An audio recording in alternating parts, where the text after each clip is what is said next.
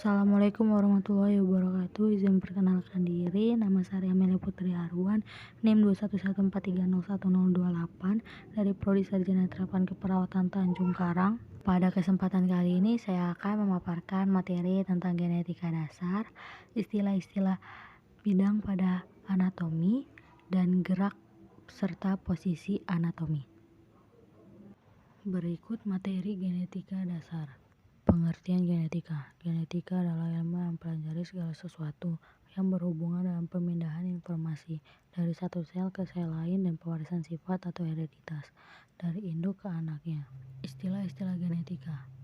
Yang pertama, parental atau induk B. Parental adalah induk atau orang tua. Yang kedua yaitu filial.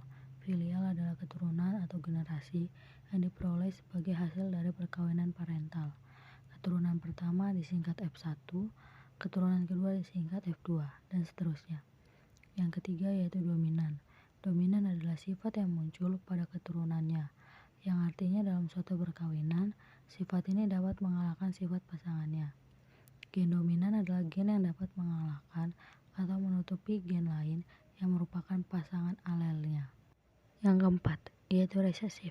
Resesif adalah sifat yang tidak muncul pada keturunannya, yaitu dalam suatu perkawinan, sifat ini dapat dikalahkan atau ditutupi oleh sifat pasangannya. Gen resesif adalah gen yang dikalahkan atau ditutupi oleh gen lain yang merupakan pasangan alelnya. Yang kelima yaitu genotip. Genotip adalah susunan genetik suatu sifat yang dikandung suatu individu yang menyebabkan munculnya sifat-sifat pada fenotip. Yang keenam yaitu fenotip. Fenotip adalah sifat lahiriah yang merupakan bentuk luar yang dapat dilihat atau diamati.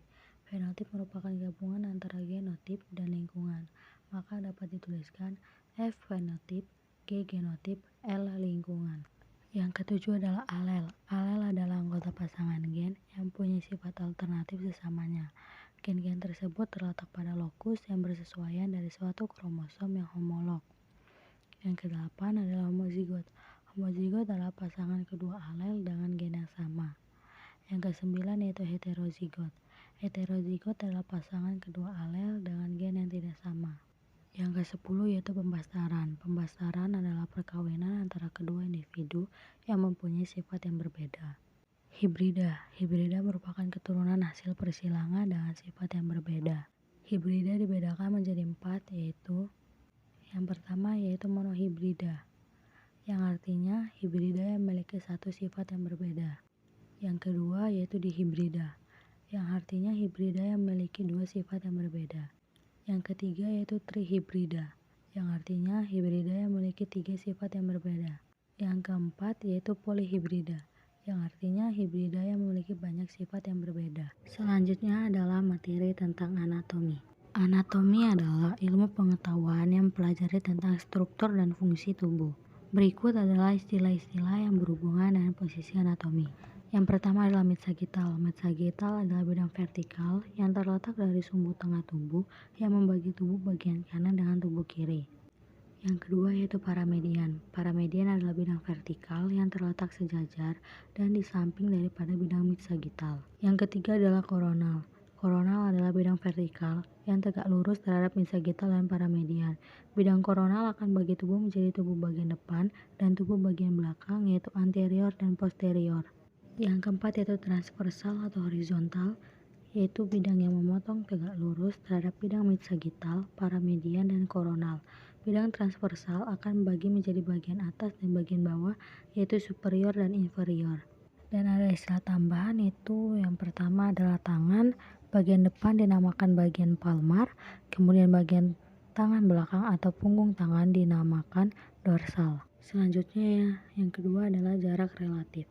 Terhadap pangkal ekstremitas terbagi menjadi dua, yaitu yang pertama adalah proksimal, lebih dekat dengan batang tubuh atau pangkal. Yang kedua adalah distal, lebih jauh dari batang tubuh atau pangkal. Kemudian terhadap permukaan tubuh ada dua, yaitu yang pertama superficial, lebih dekat dengan ke permukaan. Contohnya otot kaki terletak superficial dari tulangnya. Kemudian yang kedua adalah profundal, lebih jauh dari permukaan. Contohnya tulang hasta dan pengumpil terletak lebih profundal dari otot lengan bawah. Berikut adalah contoh gerakan anatomi. Yang pertama adalah adalah fleksi, yaitu gerakan menekuk yang terjadi pada bidang sagital. Yang kedua yaitu ekstensi atau gerakan meluruskan sendi. Yang ketiga adalah abduksi, yaitu gerakan yang menjauhi sumbu tengah tubuh. Yang keempat adalah aduksi, yaitu gerakan mendekati sumbu tengah tubuh. Dan yang kelima adalah sirkumduksi, yaitu kombinasi gerakan ekstensi, fleksi, abduksi, dan aduksi.